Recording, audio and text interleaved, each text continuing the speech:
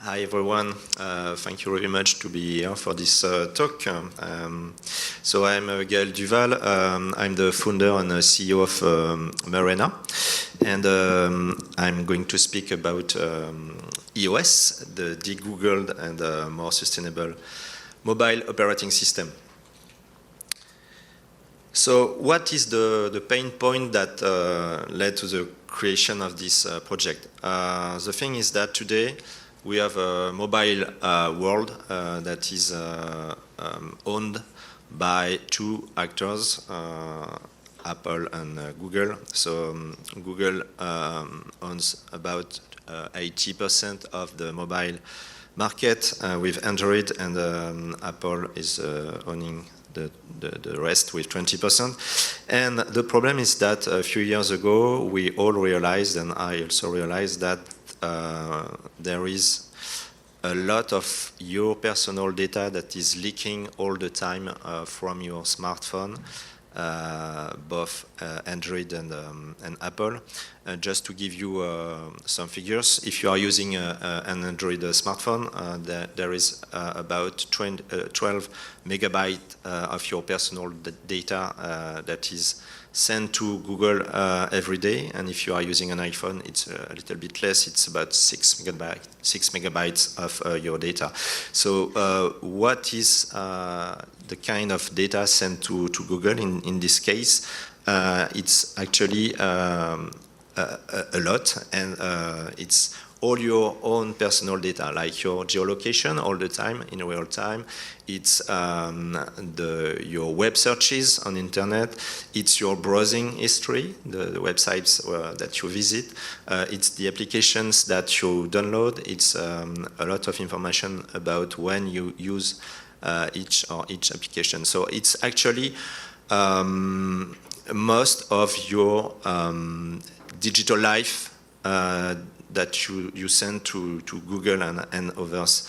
And today our digital life is really close to our real life, so it's really becoming problematic in terms of course, privacy and basic human rights, but also has some consequences that can lead to, even threat to the democracy.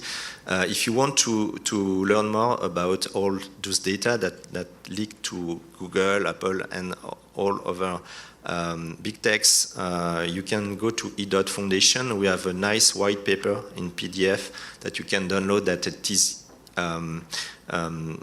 bringing much more details about all of this that happens in your smartphones.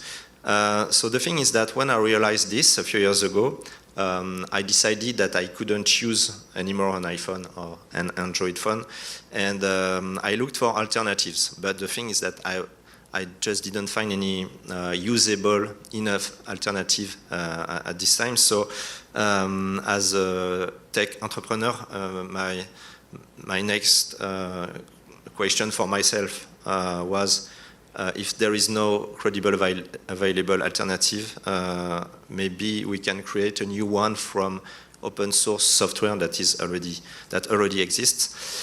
So that was the beginning of all this project in 2017. I started with a Kickstarter to figure out if more people would be interested in this project, and I received a huge amount of answer and feedback, and I realized that I was not alone. There were also other people who were looking for something different,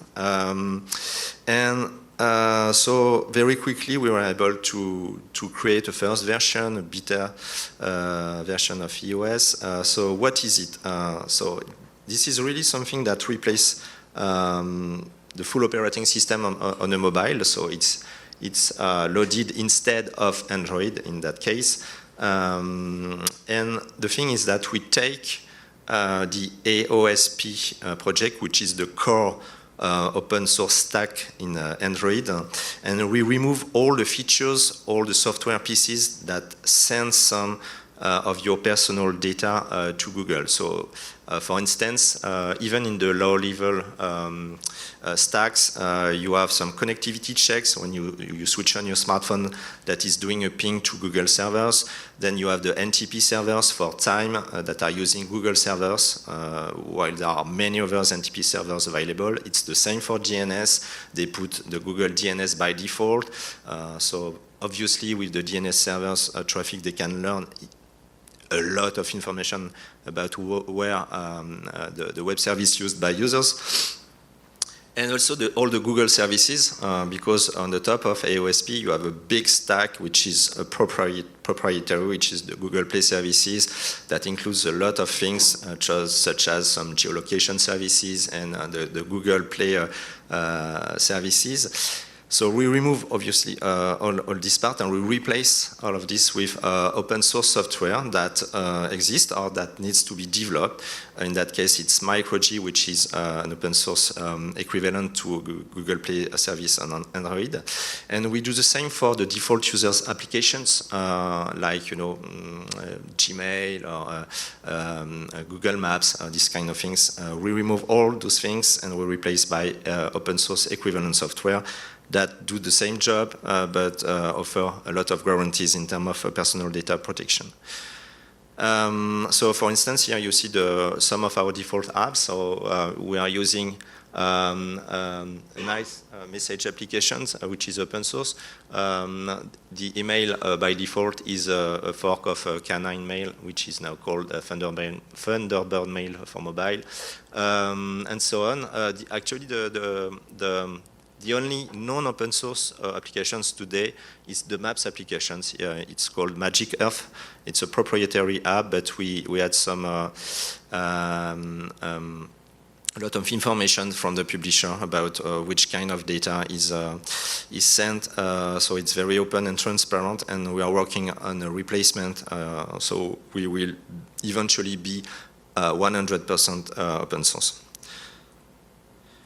So one other challenge with iOS is to ensure that existing mobile applications that are developed for Android will run flawlessly on iOS. And it's really a challenge because Google is putting a lot of effort to prevent this. They encourage software publishers and developers to use some things like safety net, that are very dependent on the Google Play stack, which is proprietary, and so we have to reverse engineer all those things to create an equivalent in open source to ensure that all the apps will work, because by default a lot of Android apps wouldn't work. And we also have to develop our own App Store because we do not want to put Google Play Store applications, and probably legally speaking we wouldn't have the right to. So we have developed App Launch. So App Launch is an interesting application in my opinion because actually it's connecting to various sources of mobile applications, including the Google Play Store.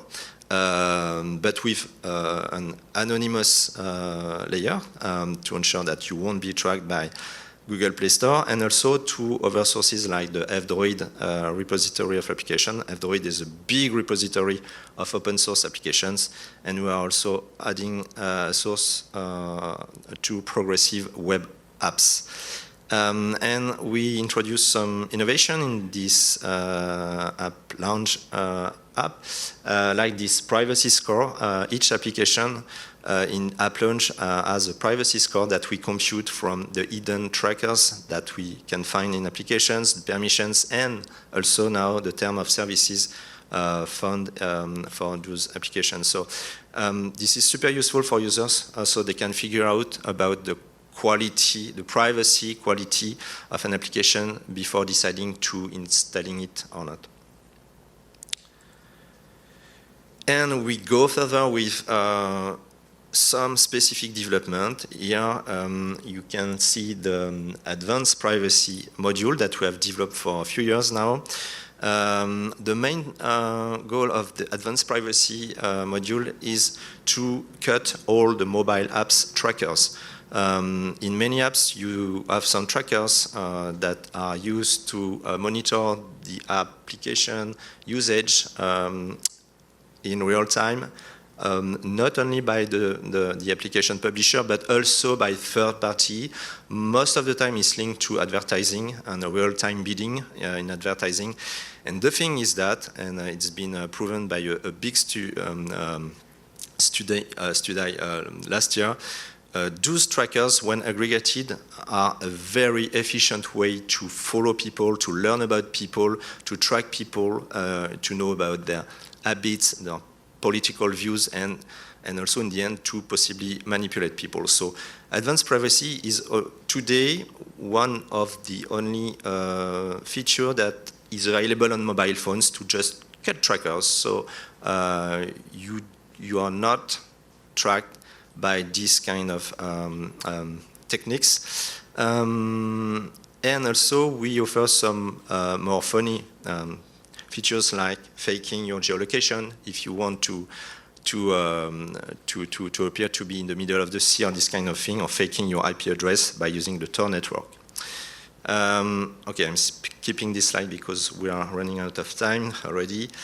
So what we sell today is a range of smartphones preloaded with EOS, mobile operating system that we develop.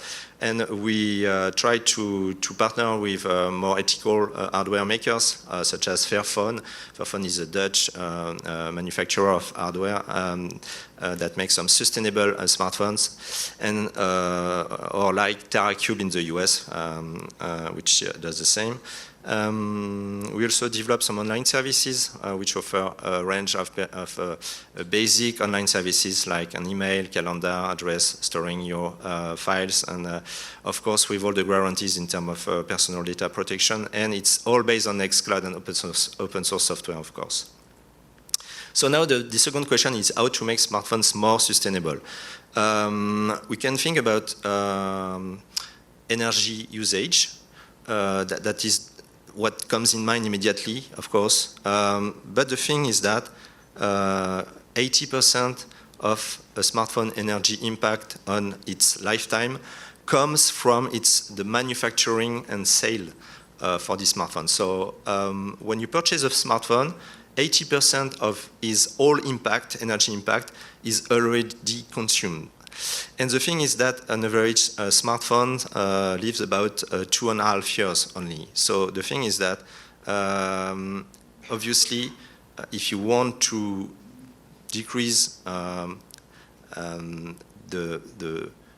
average impact of one smartphone, you have to make it live longer. So this is something we can do with EOS because we can adapt it to older devices that are not maintained anymore by their publishers, such as the Galaxy S4, which was released in 2014, and still offering a modern and full mobile experience for the user. And all of this is really possible because this is open source software, because we can jump into the Android version for these older devices, and we make sure that we offer we offer iOS for as many smartphone models as possible. So today we support more than 200 smartphones and tablets. So we see that this is really a strength of open source, being able, to modify Android open source project to make something different with more values, with a different, with more ethics, and also to make those smartphones more sustainable. So what's next for Murena? So we are working on a Murena-free smartphones. Also, the V3 of EOS is coming in June. We are working a lot on end-to-end encryption because we think that it's the only real solution to protect every user's data. But there is a big challenge in terms of user experience with end-to-end encryption. And also, we would like to introduce some AI with some large language model assistance. But we want to make sure that this will not send all users' data to the big tech. So we want to make this with open source LLMs and maybe eventually running on the device. Okay, I think I'm just in time. It was a challenge. Thank you very much. Maybe if you have some question, I can take some question. And also, if you are more interested in the project, I brought a few flyers that you can pick here. And feel free to go to e. Foundation, which is the open source part of the project, and Marona.com. And if you want to get involved, go to community.e.foundation and our GitLab at gitlab.e.foundation, where you can find all the source code for EOS. Thank you.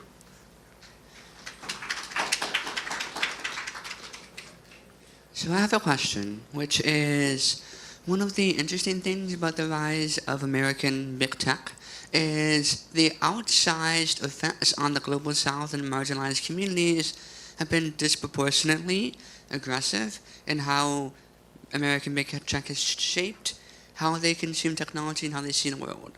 And so as we build more ethical smartphones, we try to build these more ethical ways to consume and actually access the wider internet. Do we have a strategy for actually making this accessible to the global south? Do we have a strategy for? Do you have a strategy for making ethical smartphones and ethical tech accessible to the global south? I'm sorry, I didn't catch the end of your question. Can you maybe reshape your question so I understand it correctly? So like, do we have a strategy for?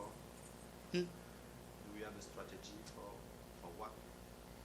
For making the smartphone and everything more accessible to locations like India or Africa or places that don't get smartphones that are accessible.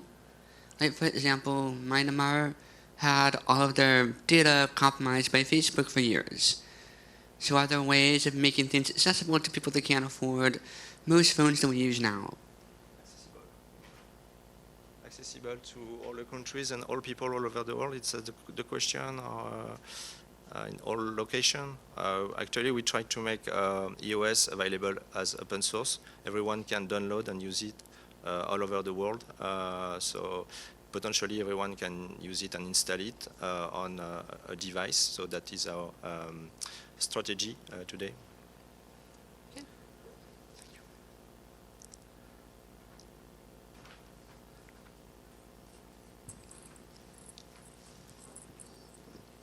Time for another couple of questions. Yes. Anyone have any more questions?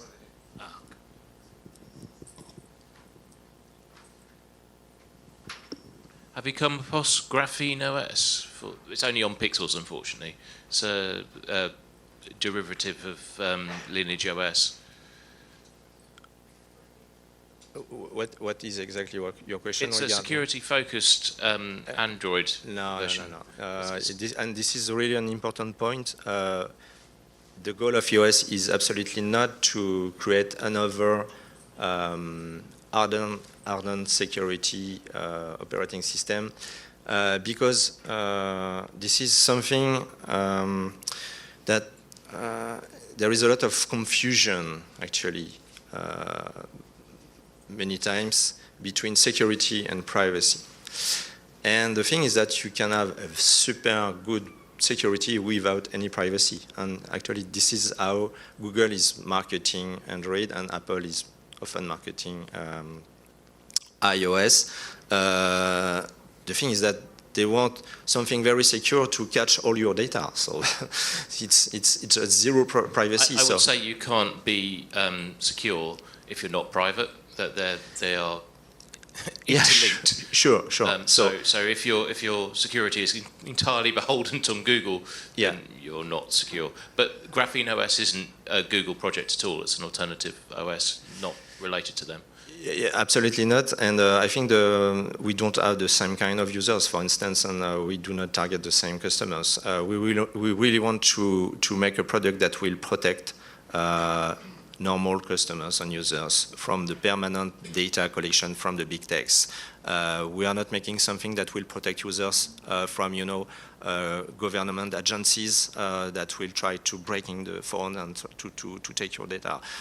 That is even possible with any iPhone, so we don't feel that we are qualified to go into that game. But there is already so much to do with protecting people from the industrial collection of their personal data. So that is our focus.